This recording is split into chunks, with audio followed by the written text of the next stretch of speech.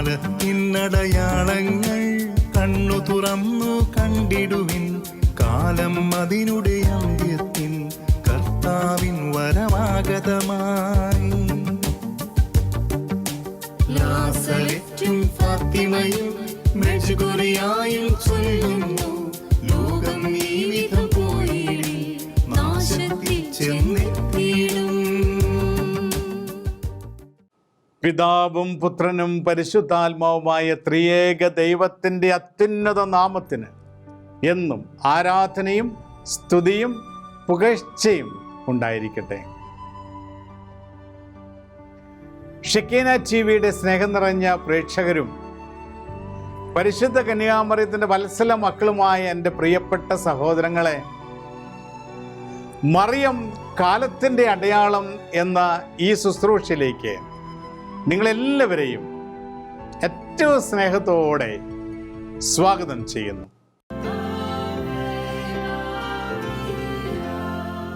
കർത്താവിൻ്റെ തിരുപ്പിറവിക്ക് വേണ്ടി നമ്മൾ ഓരോരുത്തരും തീഷ്ണതയോടെ ഒരുങ്ങിക്കൊണ്ടിരിക്കുന്ന സമയമാണ് ഇപ്പോൾ. നോമ്പെടുത്തും ഉപവസിച്ചും പ്രാർത്ഥിച്ചും പരോപകാര പ്രവൃത്തികൾ ചെയ്തുമൊക്കെ ഉണ്ണിയേശുവിനെ വരവേൽക്കുന്നതിന് വേണ്ടി നാം വ്യത്യസ്ത രീതിയിൽ ആത്മീയമായി ഒരുങ്ങുന്നു. അതോടൊപ്പം തന്നെ നക്ഷത്രങ്ങൾ തൂക്കിയും മറ്റ് പല രീതിയിലും പുൽക്കൂടുണ്ടാക്കിയൊക്കെ നമ്മൾ ഭൗതികമായിട്ടും ഒരുങ്ങിക്കൊണ്ടിരിക്കുകയാണ്. കർത്താവായ യേശുക്രിസ്തുവിൻ്റെ വരവിന് വേണ്ടി നാം ഇത്രമാത്രം തീഷ്ണതയോടുകൂടി ഒരുങ്ങുന്നത് എന്തിനു വേണ്ടിയാണ്? കർത്താവിൻ്റെ തിരുപ്പിറവിക്ക് സഭ 25 ദിവസത്തെ ഒരു ഒരുക്കത്തിൻ്റെ സമയം നമുക്ക് നൽകിയിട്ടുണ്ട്. ഈ സമയം എല്ലാം എത്രമാത്രം ഗൗരവമായി നമ്മൾ ഉപയോഗിക്കുന്നുവോ അതനുസരിച്ചാണ് ക്രിസ്തുമസിൻ്റെ അനുഗ്രഹം നമ്മുടെ ജീവിതത്തിലേക്ക് കടന്നു വരിക. സ്നേഹമുള്ള സഹോദരങ്ങളെ, ലൂക്കായുടെ സുവിശേഷത്തിൽ ഇപ്രകാരം രേഖപ്പെടുത്തിയിട്ടുണ്ടല്ലോ,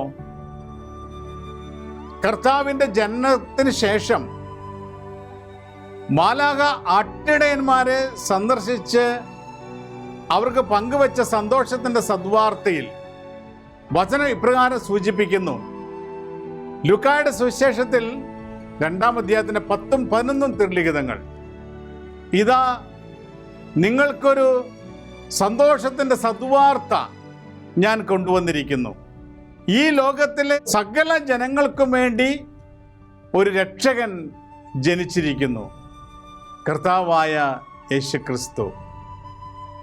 ഈ ലോകത്തിലെ സകല ജനങ്ങൾക്കും വേണ്ടി കർത്താവായ യേശുക്രിസ്തു രക്ഷകൻ ജനിച്ചിരിക്കുന്നുവെന്ന് മാലാഖ പ്രഖ്യാപിക്കുമ്പോൾ തിരിച്ചറിയുന്ന ഇപ്രകാരമാണ്: യേശുക്രിസ്തു രക്ഷകനായി നമ്മെ രക്ഷിക്കുന്നതിന് വേണ്ടി ഈ ലോകത്തിലേക്ക് കടന്നു വന്നുവെങ്കിൽ ആ രക്ഷകനെ യോഗ്യതയോടുകൂടി ഏറ്റെടുക്കുവാനും ആ രക്ഷ യോഗ്യതയോടുകൂടി സ്വന്തം ജീവിതത്തിൽ സ്വീകരിക്കുവാനും നമ്മൾ ഒരുങ്ങണം. ഒരു തയ്യാറെടുപ്പ് വളരെ അത്യാവശ്യമാണ്. നമുക്കറിയാം, നമ്മുടെയൊക്കെ ഒരു കർഷക കുടുംബങ്ങളിൽ നിന്നൊക്കെ വരുന്ന ഒരുപാട് വ്യക്തികളുണ്ട്. നമുക്ക് ചുറ്റും കർഷകർ ജോലി ചെയ്യാൻ നമ്മൾ കണ്ടിട്ടുണ്ട്. നെല്ല് വിതയ്ക്കുമ്പോൾ നമുക്കറിയാം, പാടം നന്നായിട്ട് ഉഴുതു മറിച്ചൊരുക്കിയാണ് വിത്ത് വിതയ്ക്കുക. അങ്ങനെ ഒരുങ്ങിയ സ്ഥലത്താണ് നല്ല മേനി വിളയുക. ഇത് ആത്മീയ ജീവിതത്തിലും ഇത് ഒന്നു തന്നെയാണ്. ഒരുങ്ങിയിരിക്കുന്ന സ്ഥലങ്ങളിലാണ് സന്തോഷത്തിൻ്റെ സദ്വാർത്ത വിതയ്ക്കപ്പെടുക.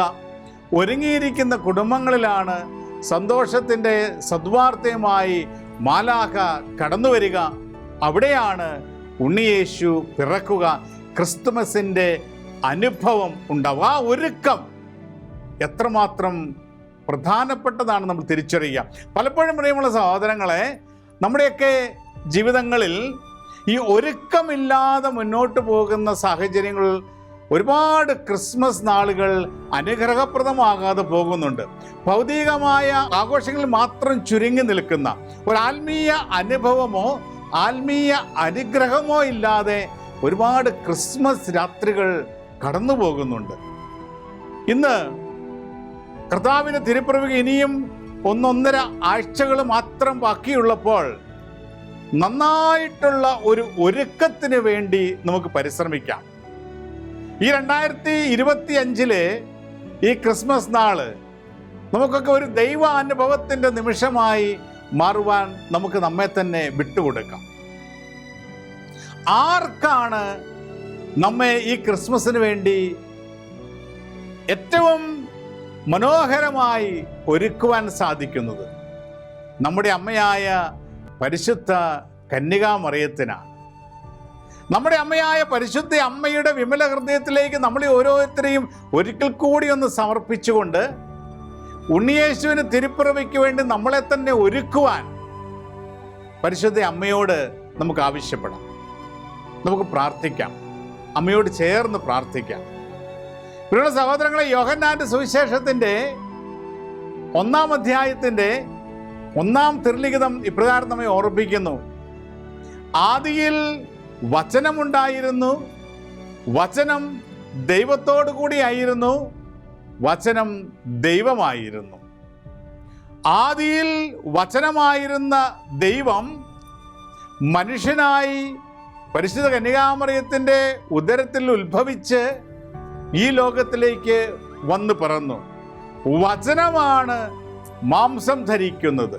പ്രിയമുള്ള സഹോദരങ്ങളെ, വചനം മാംസം ധരിച്ചവനെ സ്വീകരിക്കുവാൻ നമ്മൾ ഒരുങ്ങുമ്പോൾ ആദ്യം തന്നെ നമ്മൾ ഒരുങ്ങേണ്ടത് വചനത്തെ സ്വന്തമാക്കിക്കൊണ്ടാണ്.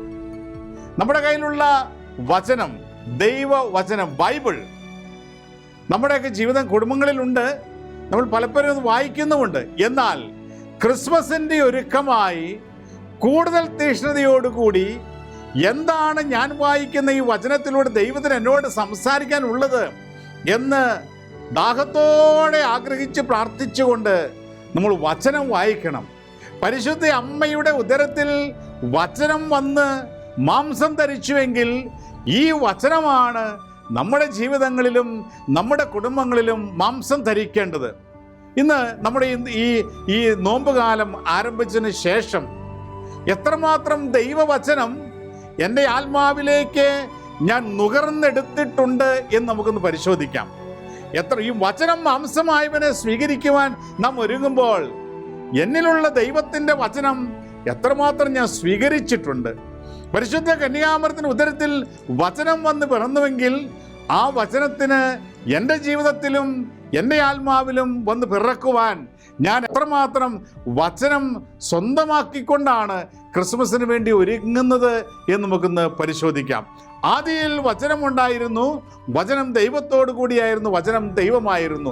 വചനം ദൈവമായിരുന്നു എന്ന് പറയുമ്പോൾ പ്രിയമുള്ള സഹോദരങ്ങളെ, നമ്മുടെയൊക്കെ കരങ്ങളിലുള്ള തമ്പുരാൻ്റെ ഈ വചനം അത് ദൈവ സാന്നിധ്യം തന്നെയാണ് നമുക്ക് നൽകുന്നത് എന്ന് തിരിച്ചറിയുകയാണ്.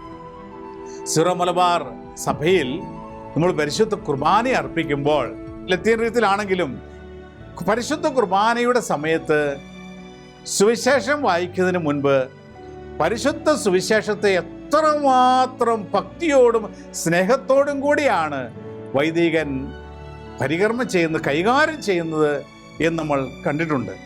ലത്തീൻ രീതിയിലൊക്കെ ആണെങ്കിലും സിറോ മലബാറിലാണെങ്കിലും വചനം വായിക്കുന്നതിന് മുൻപ് നമ്മൾ ആഘോഷമായ വിശുദ്ധ ബലികൾ അർപ്പിക്കുമ്പോൾ വചനം ധൂപിക്കുന്നു.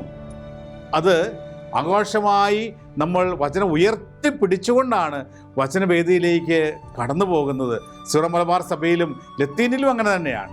വചനം ഉയർത്തിപ്പിടിച്ച് ആഘോഷമായ കുർബാനകളിൽ വചനം ഉയർത്തിപ്പിടിച്ച് നമ്മൾ വചനവേദിയിലേക്ക് കടന്നു പോകുന്നു. സിറോ മലബാർ ലിറ്റർജിയിൽ നമ്മൾ ആരാധനക്രമത്തിൽ വിശുദ്ധ ബലി അർപ്പിക്കുമ്പോൾ വൈദികൻ സുവിശേഷം വായിക്കുക തൊട്ടു മുൻപ് തിരുസുവിശേഷം ഉയർത്തിപ്പിടിച്ച് തൻ്റെ മുഖം മറച്ചിരിക്കുന്നത് നമ്മൾ കാണുന്നുണ്ട്. അതിനുശേഷം ആശീർവദിച്ച് സുവിശേഷം പകർന്നു നൽകുന്നതിൻ്റെ അർത്ഥം എന്താണ്? അവിടെ മുഖം മറച്ചിരിക്കുന്നത് ഇത് ദൈവത്തിൻ്റെ വചനമാണ് ഇനി ഈ മനുഷ്യൻ, ഈ വ്യക്തി സംസാരിക്കുന്നത് ഇല്ലേ, യേശുക്രിസ്തുവാണ് ഈ വചനത്തിലൂടെ വെളിപ്പെടുന്നത് എന്ന് കാണിക്കുന്നതിന് വേണ്ടിയാണ്. മനുഷ്യനല്ല, മറിച്ച് ദൈവമാണ് ഈ വചനത്തിലൂടെ ഇനി നിങ്ങളിലേക്ക് കടന്നു വരുന്നത് എന്ന് കാണിക്കുന്നതിന് വേണ്ടിയാണ് മനുഷ്യൻ്റെ മുഖം സുവിശേഷം കൊണ്ട് മറച്ചു പിടിക്കുന്നത്. പ്രിയമുള്ള സഹോദരങ്ങളെ, ഈ വചനം നമ്മുടെയൊക്കെ ജീവിതങ്ങളിൽ, കുടുംബങ്ങളിൽ, സമൂഹത്തിൽ മാംസമായി കടന്നു വരുമ്പോൾ വചനത്തെ സ്വന്തമാക്കുവാൻ വചനം നമ്മൾ കൂടുതൽ വായിക്കണം, വചനം നമ്മൾ ധ്യാനിക്കണം, വചനം നമ്മൾ സ്വന്തമാക്കണം. അങ്ങനെ വചനത്തിന് നമ്മളെ തന്നെ വിട്ടുകൊടുക്കണം. ഒന്നാമതായി വചനത്തെ സ്വന്തമാക്കിക്കൊണ്ട് വേണം ക്രിസ്മസിന് വേണ്ടി ഒരുങ്ങുവാൻ. പലപ്പോഴും തിരക്ക് മൂലം നമ്മൾ വചനം വിട്ടുകളയാറുണ്ട്. ഞാൻ ഓർക്കുകയാണ്, തൃശ്ശൂര് മണ്ണുത്തി ഇടവകയിൽ വിശുദ്ധ അന്തോണിസംയാളുടെ നാമധേയത്തിലുള്ള മണ്ണുത്തി സെയിൻറ്റ് ആന്റണീസ് ചർച്ച് ഇപ്പോഴത്തെ വികാരി അച്ഛൻ ഡേവിസ് ചിറമേൽ എന്ന് പറയുന്ന സീനിയർ അച്ഛനാണ്. അച്ഛൻ തൻ്റെ ഇടവക ജനങ്ങളോട് പങ്കുവെച്ചത് ഞാൻ ഓർക്കുകയാണ്. കുടുംബങ്ങളിൽ അപ്പനും അമ്മയും കുരിശുവരയ്ക്ക് ശേഷമോ കുരിശുവരയ്ക്ക് മുമ്പോ അപ്പനും അമ്മയും മക്കളും ഒന്ന് ചേർന്ന് അത്താഴത്തിന് മുൻപ് കുടുംബമായി ഒരധ്യായമെങ്കിലും വ്യക്തിപരമായി വചനം വായിക്കണം എന്ന് ഈ നല്ല ഇടയൻ തൻ്റെ ഇടവക സമൂഹത്തോട് പങ്കുവെച്ചത് ഇടവക സമൂഹം ഒന്നു ചേർന്ന് ഏറ്റെടുക്കുകയും ആ ഇടവകയിലെ കുടുംബമായി അപ്പനും അമ്മയും മക്കളും ഒന്നു ചേർന്ന് ദൈവവചനം വായിച്ച് പ്രാർത്ഥിച്ച് അഭിഷേകം സ്വീകരിച്ചതിന് ശേഷമാണ് അത്താഴം കഴിക്കുന്നതിന് വേണ്ടി പോവുക. സഹോദരൻ, ഇതാണ് കുടുംബമായി നമ്മൾ കർത്താവിൻ്റെ വചനം സ്വീകരിക്കണം എന്ന് സഭ പഠിപ്പിക്കുന്നത്.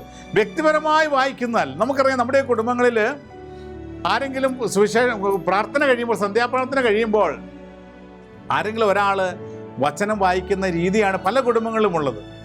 തീർച്ചയായും അതിൻ്റെ അർത്ഥമുണ്ട്, പാഴായി പോകുന്നില്ല. എന്നാൽ ദൈവാനുഗ്രഹം നമ്മുടെ കുടുംബങ്ങളിലേക്ക് കടന്നു വരണമെങ്കിൽ നമ്മൾ ഓരോരുത്തരും വ്യക്തിപരമായി വചനത്തിന് നമ്മൾ സ്ഥാനം കൊടുക്കണം. ഇതാരെങ്കിലും ഒരാൾ വായിച്ച് മാറുന്നതല്ല, മറിച്ച് ഞാൻ വായിക്കണം. വ്യക്തിപരമായി എൻ്റെ ജീവിതത്തിലേക്ക് ദൈവവചനം കടന്നു വരണമെങ്കിൽ തീർച്ചയായിട്ടും നമ്മൾ ശ്രവിക്കുമ്പോൾ ദൈവത്തിൻ്റെ വചനം നമ്മളെ കടന്നു വരുന്നുണ്ട്. എന്നാൽ വായിക്കുമ്പോൾ കൂടുതൽ അനുഗ്രഹമായി മാറുകയാണ്. അതാണ് വെളിപാട് പുസ്തകത്തിൻ്റെ 1-ാം അധ്യായത്തിൻ്റെ 3-ാം തിരുലിഖിതം ഇപ്രകാരം നമ്മെ പഠിപ്പിക്കുന്നത്: ഈ പ്രവചനത്തിലെ വാക്കുകൾ വായിക്കുന്നവരും കേൾക്കുന്നവരും അത് പാലിക്കുന്നവരും അനുഗ്രഹിക്കപ്പെടും. ഈ പ്രവചനത്തിലെ വാക്കുകൾ വായിക്കണം, നമ്മുടെ കണ്ണുകൊണ്ട് വ്യക്തമായി വായിക്കണം. അപ്പോൾ ഈ വചനം നമ്മുടെ ജീവിതത്തിലേക്ക് കടന്നു വരികയാണ്. വചനം വായിക്കുന്നവർ അനുഗ്രഹിക്കപ്പെടും എന്ന് വിശുദ്ധ ലിഖിതം നമ്മെ പഠിപ്പിക്കുകയാണ്, വെളിപാട് പുസ്തകം. അതുകൊണ്ട് പ്രിയമുള്ള സഹോദരങ്ങളെ, നമ്മൾ എത്രമാത്രം വചനം വായിക്കുന്നുവോ അത്രമാത്രം നാം അനുഗ്രഹിക്കപ്പെടുകയാണ്. ചിലപ്പോഴൊക്കെ നമ്മൾ വചനം വായിക്കുമ്പോൾ നമുക്കൊന്നും മനസ്സിലായെന്നിരിക്കില്ല. ചിലപ്പോൾ അവർക്ക് ഇതിൻ്റെ അർത്ഥം എന്താണെന്നും മനസ്സിലാകില്ല. കാരണം വചനത്തിൽ അടങ്ങിയിരിക്കുന്നത് ദൈവീക രഹസ്യങ്ങളാണ്. അതെല്ലാം നമുക്ക് മനസ്സിലാകണമെന്നില്ല. എന്നാൽ ദൈവത്തിൻ്റെ പരിശുദ്ധാത്മാവ് വെളിപ്പെടുത്തി തരുമ്പോൾ വചനം നമുക്ക് വ്യക്തമായി മനസ്സിലാക്കാനായിട്ട് സാധിക്കും. അത് നമുക്ക് കാണാനായിട്ട് സാധിക്കുന്നുണ്ടല്ലോ. നമ്മുടെ വിശുദ്ധ ലിഖിതത്തിലൂടെ അപ്പസ്തോല പ്രവർത്തനങ്ങളിൽ നമുക്ക് കാണുന്നുണ്ട്. ഷണ്ഡൻ തൻ്റെ രഥത്തിലിരുന്ന് യെശയ്യാപ്രവാചകന്റെ പുസ്തകം വായിച്ചുകൊണ്ട് മുന്നോട്ട് പോകുമ്പോൾ ഫിലിപ്പിയസിനോട് പരിശുദ്ധാത്മാവ് പറയുന്നു, ആ രഥത്തിൻ്റെ അടുത്തേക്ക് നീ പോവുക, ആ രഥത്തോട് ചേർന്ന് നടക്കുക. ഷണ്ഡന്റെ രഥത്തോട് ചേർന്ന് ഫിലിപ്പോസ് നടന്നപ്പോൾ പരിശുദ്ധാത്മാവ് ഫിലിപ്പോസിന് പേർന്ന് കൊടുത്തു. ഷണ്ഡനോട് ചോദിക്കുക, ഇത് വായിക്കുന്നത് മനസ്സിലാകുന്നുണ്ടോ? അപ്പം ഫിലിപ്പോസ് ചോദിച്ചു, ഇത് മനസ്സിലാകുന്നുണ്ടോ? അപ്പോൾ ഷണ്ഡൻ പറയുന്നൊരു കാര്യമുണ്ട്, ആരെങ്കിലും വ്യാഖ്യാനിച്ചു തന്നില്ലെങ്കിൽ ഇത് എനിക്ക് എങ്ങനെ മനസ്സിലാകും? അങ്ങനെ ഫിലിപ്പോസ് ആ രഥത്തിൽ കയറി ഷണ്ഡൻ യെശയ്യാപ്രവാചകൻ ദൈവവചനം വ്യാഖ്യാനിച്ചു കൊടുക്കുകയാണ്. പ്രിയമുള്ള സഹോദരങ്ങളെ, അത് പരിശുദ്ധാത്മാവാണ് ഫിലിപ്പോസിനെ അയച്ച് ഷണ്ഡൻ ഇത് പകർന്നു നൽകുന്നത്. നമ്മുടെയൊക്കെ ജീവിതങ്ങളിൽ പല വ്യക്തികളിലൂടെ നമുക്ക് ഈ വ്യാഖ്യാനം ലഭിക്കുന്നുണ്ട്. എന്നാൽ വ്യക്തിപരമായി പരിശുദ്ധാത്മാവ് നമ്മളെ പഠിപ്പിക്കാനായിട്ട് സാധിക്കും. പ്രിയമുള്ള സഹോദരങ്ങളെ, വിശുദ്ധ ലിഖിതം ഗ്രഹിക്കാൻ തക്കവണ്ണം അവൻ അവരുടെ ഹൃദയങ്ങൾ തുറന്നുവെന്ന് ലൂക്കായുടെ സുവിശേഷം 24:45 നമ്മൾ കാണുന്നുണ്ടല്ലോ. അപ്പോൾ നമ്മൾ വചനം വായിക്കുന്നതിന് മുമ്പ് ഈ ഒരു കൊച്ചു പ്രാർത്ഥന നമ്മൾ ചൊല്ലി പ്രാർത്ഥിക്കണം. ദൈവമേ, ഞാൻ വായിക്കാൻ പോകുന്ന വിശുദ്ധ ലിഖിതം ഗ്രഹിക്കുവാൻ തക്കവണ്ണം എൻ്റെ ഹൃദയത്തെ അങ്ങ് തുറക്കണമേ എന്ന് പ്രാർത്ഥിക്കണം. പ്രിയമുള്ളവരെ, നമ്മൾ പലരും ഒരുപാട് ജപമാല ചൊല്ലി പ്രാർത്ഥിക്കുന്നവരുണ്ട്. തീർച്ചയായും ജപമാല നമ്മൾ ചൊല്ലുന്നത് ദൈവവചനം തന്നെയാണ്. ആവർത്തിച്ച് വായിക്കുന്ന ദൈവവചനമാണ്. അതോടൊപ്പം തന്നെ ജപമാല ചൊല്ലുന്നതോടൊപ്പം തന്നെ നമ്മൾ ബൈബിൾ എടുത്ത് വചനം കൂടുതലായിട്ട് വായിക്കാനും പരിശ്രമിക്കണം. നമുക്കിന്ന് ഓൺലൈൻ വചനങ്ങളൊക്കെ കിട്ടുന്നുണ്ട്. നമ്മൾ നമ്മുടെ മൊബൈലിൽ ആപ്പുകളിലൂടെയൊക്കെ വചനം വായിക്കുന്നുണ്ട്. തീർച്ചയായിട്ടും അതിൻ്റെതായ പ്രാധാന്യമുണ്ട്. എന്നാൽ ദൈവത്തിൻ്റെ വചനം കരങ്ങളിലെടുത്ത് ദൈവവചനം, ഈ ഗ്രന്ഥം, വിശുദ്ധ സുവിശേഷം വചനഗ്രന്ഥം കയ്യിലെടുത്ത് വായിക്കുന്നത് അതിലും കൂടുതൽ പ്രാധാന്യമർഹിക്കുന്ന ഒരു കാര്യമാണ് നമ്മൾ മനസ്സിലാക്കണം. ദൈവവചനം കയ്യിലെടുക്കാൻ പറ്റാത്ത സാഹചര്യങ്ങളൊക്കെയാണ് തീർച്ചയായിട്ടും നമ്മൾ ആപ്പുകൾ ഉപയോഗിച്ച് വചനം വായിക്കണം. വചനം വായിക്കുന്നതിൽ നിന്ന് ഒഴിഞ്ഞു നിൽക്കാൻ പറ്റില്ല. എല്ലാ സംവിധാനങ്ങളും ദൈവം നമുക്ക് നൽകിയിട്ടുണ്ട്. എന്നാൽ ദൈവവചനം കൊണ്ടു നടക്കുന്നത്, ദൈവവചനം കയ്യിലേന്തുന്നത്, ദൈവവചനം നമ്മുടെ കൂടെ നമ്മുടെ ജീവിതത്തിൻ്റെ ഭാഗമാക്കി മാറ്റുന്നത്, ദൈവവചനം നമ്മളെപ്പോഴും നമ്മുടെ കൂടെ വഹിച്ചുകൊണ്ട് പോകുന്നതൊക്കെ ഒരു ദൈവ സാന്നിധ്യമാണല്ലോ. അതുകൊണ്ടല്ലേ വചനം പഠിപ്പിക്കുക, ആദിയിൽ വചനമുണ്ടായിരുന്നു, വചനം ദൈവത്തോടു കൂടിയായിരുന്നു, വചനം ദൈവമായിരുന്നു. ദൈവ സാന്നിധ്യമാണ് പരിശുദ്ധ ദൈവവചനം നമുക്ക് ലഭിക്കും. അതുകൊണ്ടാണ് നമ്മുടെയൊക്കെ കുടുംബങ്ങളിൽ വിശുദ്ധ ഗ്രന്ഥത്തിന് വളരെ പ്രധാനപ്പെട്ട ഒരു സ്ഥലം നമ്മൾ കൊടുക്കണമെന്ന് പറയുക. നമ്മളൊക്കെ പലപ്പോഴും നമ്മുടെയൊക്കെ അലമാരികളിലൊക്കെ വചനം വായിക്കുന്നവരും പൊടിയുള്ള സ്ഥലത്തുകളൊക്കെ ആയിരിക്കാം. ദൈവവചനം അല്പം കൂടി ശ്രദ്ധയോടുകൂടി ആ ദൈവവചനം സൂക്ഷിക്കുന്നതിന് ഒരു പ്രത്യേക സ്ഥലം, ഒരു സ്റ്റാൻഡ്, പല കുടുംബങ്ങളും സ്റ്റാൻഡിൻ്റെ മുകളിൽ വചനം വയ്ക്കുന്നത് കണ്ടിട്ടുണ്ട്. അങ്ങനെ ഒരു പ്രത്യേക സ്ഥലം ദൈവവചനം നമ്മൾ വയ്ക്കുന്നതിന് വേണ്ടി നമുക്കുണ്ടാകണം. കാരണം അത് ദൈവത്തിൻ്റെ വചനമാണ്, ദൈവ സാന്നിധ്യമാണ് ഈ വചനത്തിലൂടെ നമുക്ക് ലഭിക്കുക. പ്രിയമുള്ള സഹോദരങ്ങളെ, വചനം വായിക്കുമ്പോൾ നമ്മൾ അനുഗ്രഹിക്കപ്പെടുന്നു. വചനം വായിക്കുന്നത് മനസ്സിലാകണമെങ്കിൽ പരിശുദ്ധാത്മ നമ്മെ സഹായിക്കണം. അതുകൊണ്ട് എപ്പോൾ നമ്മൾ ദൈവവചനം വായിക്കാൻ ഒരുങ്ങുമ്പോഴും നമ്മൾ പ്രാർത്ഥിക്കണം, പരിശുദ്ധാത്മാവേ, ഞാൻ വായിച്ച വചനം എനിക്ക് മനസ്സിലാക്കി തരണമേ എന്ന് നമ്മൾ പ്രാർത്ഥിക്കണം. അപ്പോൾ ദൈവത്തിൻ്റെ പരിശുദ്ധാത്മാവ് ഈ വചനം നമുക്ക് മനസ്സിലാക്കി തരും. അങ്ങനെ നമുക്ക് കൂടുതൽ നമ്മൾ ചിന്തിക്കാത്ത രീതിയിലുള്ള വചനത്തിൻ്റെ വ്യാഖ്യാനം നമ്മുടെ ജീവിതത്തെ ആസ്പദമാക്കി നമ്മൾ വചനം വായിക്കുമ്പോൾ ആത്മാവ് നമുക്ക് തരും, നമ്മോട് സംസാരിക്കും. അത് നമ്മുടെ ജീവിതത്തിൽ അത് വലിയ അനുഗ്രഹമായി മാറും. ഒന്ന്, ഈ പ്രവചനത്തിലെ വാക്കുകൾ വായിക്കുന്നവർ അനുഗ്രഹിക്കപ്പെടും. ഇനി ഈ പ്രവചനത്തിലെ വാക്കുകൾ കേൾക്കുന്നവർ അനുഗ്രഹിക്കപ്പെടും. പ്രിയമുള്ള സഹോദരങ്ങളെ, നമ്മൾ വചനം കേൾക്കണം. നമ്മൾ വചനം പ്രസംഗിക്കുന്ന സ്ഥലങ്ങളിൽ പോകണം. നമ്മൾക്ക് പലപ്പോഴും പലതിനും നമുക്ക് സമയമുണ്ട്, എന്നാൽ സുവിശേഷം കേൾക്കുവാൻ നമുക്ക് സമയമില്ല.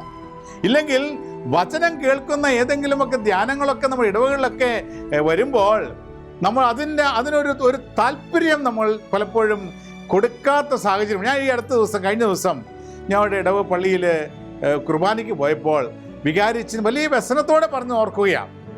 എത്രയോ നല്ല അനുഗ്രഹത്തോടെയുള്ളൊരു ധ്യാനമായിരുന്നു ഈ കഴിഞ്ഞ ദിവസം ഈ ഇടവകയിൽ നടന്നത്. നല്ല അച്ഛനും പ്രാർത്ഥിച്ചൊരുങ്ങിയൊരു ധ്യാന ടീമൊക്കെ ആയിട്ട് വന്നു. വചനം അങ്ങനെ വാരി വിളമ്പി വന്നവർക്കെല്ലാം അനുഗ്രഹമായിരുന്നു. എന്നാൽ ഇടവകയിൽ ഇത്രമാത്രം ആളുകളുണ്ടായിട്ട് ഒരു ചെറിയ ശതമാനം മാത്രമാണ് വചനം ശ്രവിക്കാൻ കടന്നു വന്നത്. ഒരു വികാരി അച്ഛൻ്റെ നൊമ്പരമാണ്. പ്രിയമുള്ള സഹോദരങ്ങളെ, ഇടവകയിൽ ധ്യാനങ്ങൾ വയ്ക്കുമ്പോൾ, വാർഷിക ധ്യാനം വയ്ക്കുമ്പോൾ, അത് ദൈവം സ്വർഗത്തിൽ നിന്ന് ഇടവക ജനത്തിന് മുഴുവനും വേണ്ടി ക്രമീകരിക്കുന്ന സ്വർഗത്തിൻ്റെ ക്രമീകരണമാണ് ഇടവകളിലെ വാർഷിക ധ്യാനങ്ങൾ. ആ വാർഷിക ധ്യാനം നടക്കുമ്പോൾ എനിക്കിതിനൊന്നും ആവശ്യമില്ല എന്നോർത്ത് പുറംതിരിഞ്ഞ് നിൽക്കുമ്പോൾ ഇടവകയിൽ ദൈവം ചൊരിയുന്ന അനുഗ്രഹത്തിൻ്റെ ഭാഗമായി മാറാതെ ദൈവം ഇടവകയിൽ ക്രമീകരിക്കുന്ന ദൈവത്തിൻ്റെ ക്രമീകരണങ്ങളിൽ നിന്ന് അകന്നു പോകുന്ന ക്രൈസ്തവരായി നമ്മൾ മാറുകയാണ്.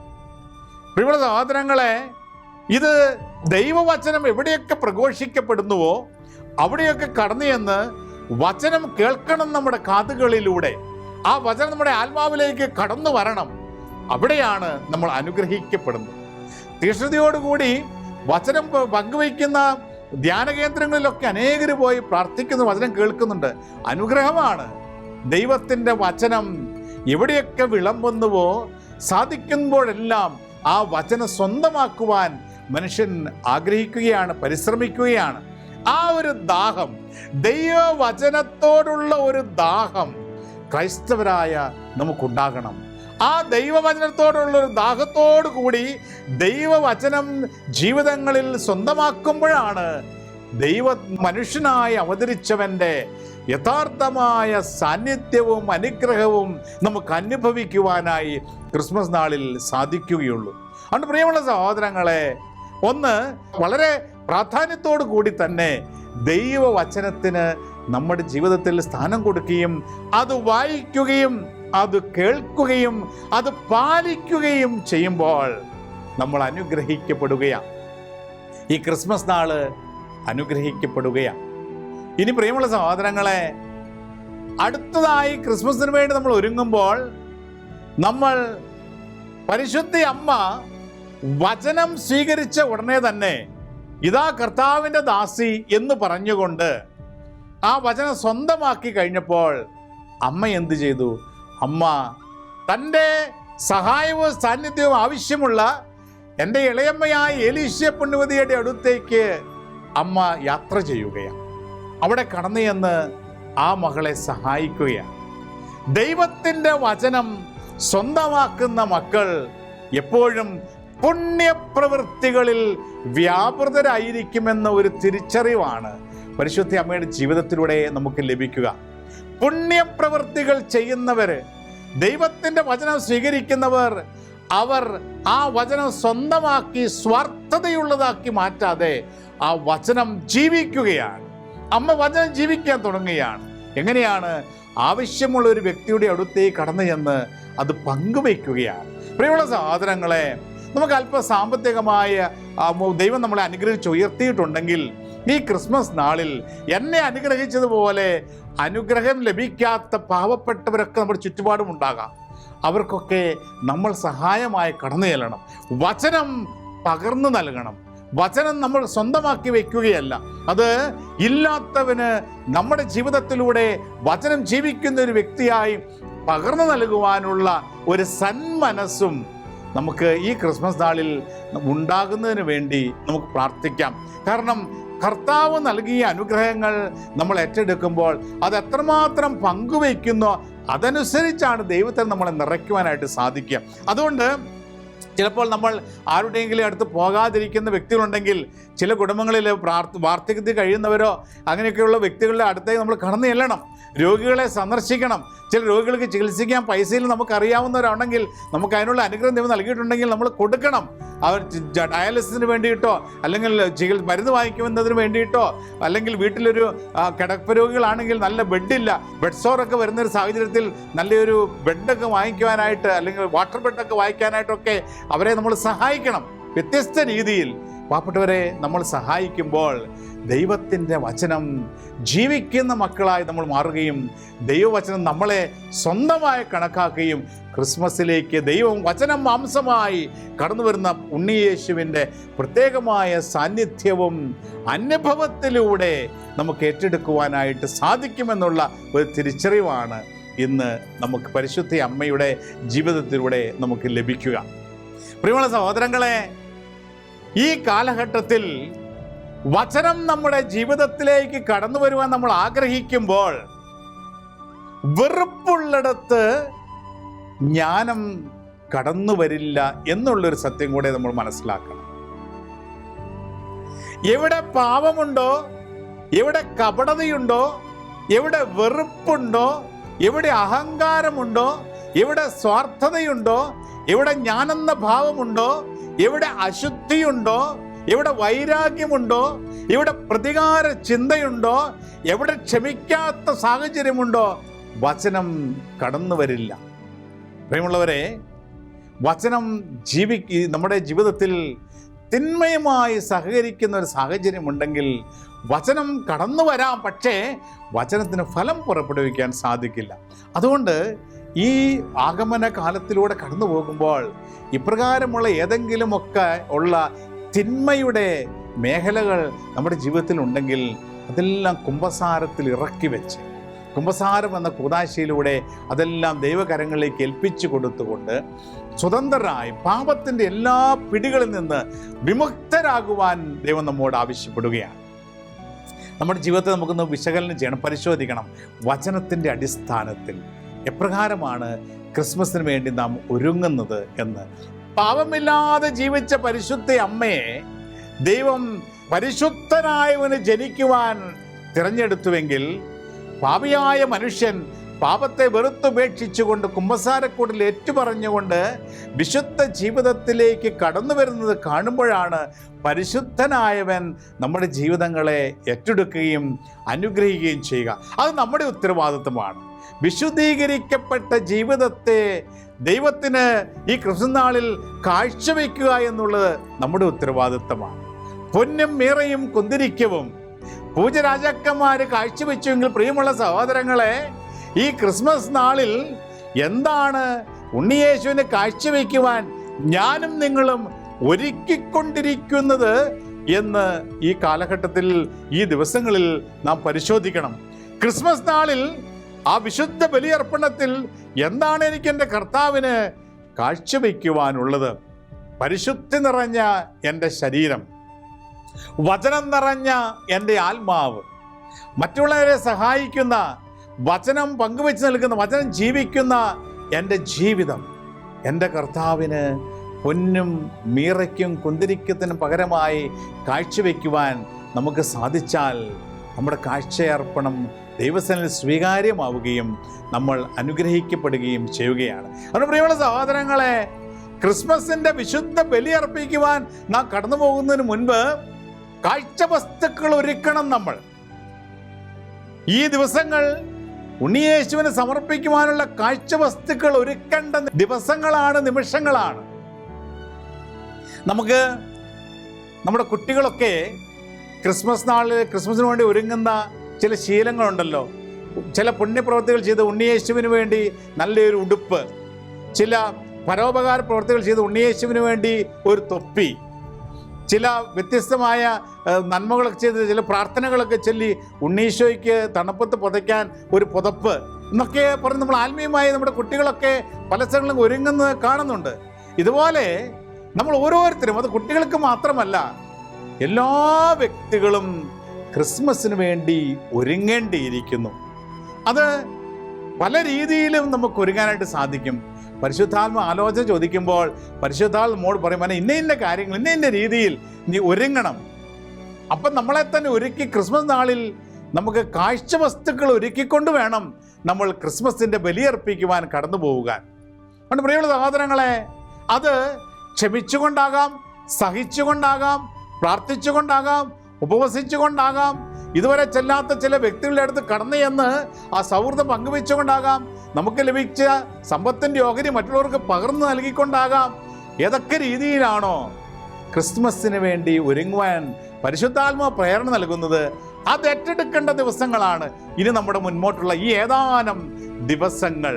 ബാക്കിയുള്ള ഈ ദിവസങ്ങൾ നമുക്ക് കർത്താവിന് വേണ്ടി, കർത്താവിനെ കാഴ്ചവെക്കുവാൻ, കാഴ്ച വസ്തുക്കൾ ഒരുക്കിക്കൊണ്ടുള്ള ഒരു യാത്രയായിരിക്കട്ടെ ഇനി മുന്നോട്ടുള്ള ക്രിസ്മസ് ദിനം വരെയുള്ള നമ്മുടെ ദിവസങ്ങൾ. അതിനുവേണ്ടി നമുക്ക് പരിശുദ്ധ അമ്മയോട് ചേർന്ന് പ്രാർത്ഥിക്കാം. ഈ ക്രിസ്മസിന് വേണ്ടി നമ്മളെ ഏറ്റവും നന്നായി ഒരുക്കുവാൻ നമ്മുടെ അമ്മ, പരിശുദ്ധ അമ്മ നമ്മുടെ കൂടെയുണ്ട്. അമ്മയ്ക്ക് നമ്മളെ തന്നെ പൂർണ്ണമായി സമർപ്പിച്ചുകൊണ്ട് നമുക്ക് അമ്മയോട് യാചിക്കാം. അമ്മേ മാതാവേ, അമ്മയുടെ പുത്രനെ അമ്മ സ്വന്തമാക്കിയതുപോലെ ഈ ക്രിസ്മസ് നാളിൽ എന്നെയും ക്രിസ്തു അനുഭവം എനിക്ക് സ്വന്തമാക്കുവാൻ അമ്മ എന്നെ സഹായിക്കണമേ എന്ന് പ്രാർത്ഥിച്ചുകൊണ്ട് പരിശുദ്ധ അമ്മയുടെ വിമല ഹൃദയത്തിലേക്ക് നമ്മളെ തന്നെ സമർപ്പിച്ച് നമുക്കും പ്രാർത്ഥിക്കാം. ഓ മറിയമേ, എൻ്റെ അമ്മേ, ഞാൻ മുഴുവനും അമ്മയുടേതാണ്. എന്നെ ഈശോയുടെ മാത്രം സ്വന്തമാക്കി മാറ്റണമേ. ആമേൻ. നമ്മുടെ കർത്താവ് ഈശോ മിശിഹായുടെ കൃപയും പിതാവായ ദൈവത്തിൻ്റെ സ്നേഹവും പരിശുദ്ധാത്മാവിൻ്റെ സഹവാസവും സാന്നിധ്യ അനുഗ്രഹവും നിങ്ങൾ ഓരോരുത്തരോടുമൊപ്പം എന്നും എപ്പോഴും ഉണ്ടായിരിക്കട്ടെ, ഇപ്പോഴും എപ്പോഴും എന്നേക്കും. ആമേൻ. Ave Maria.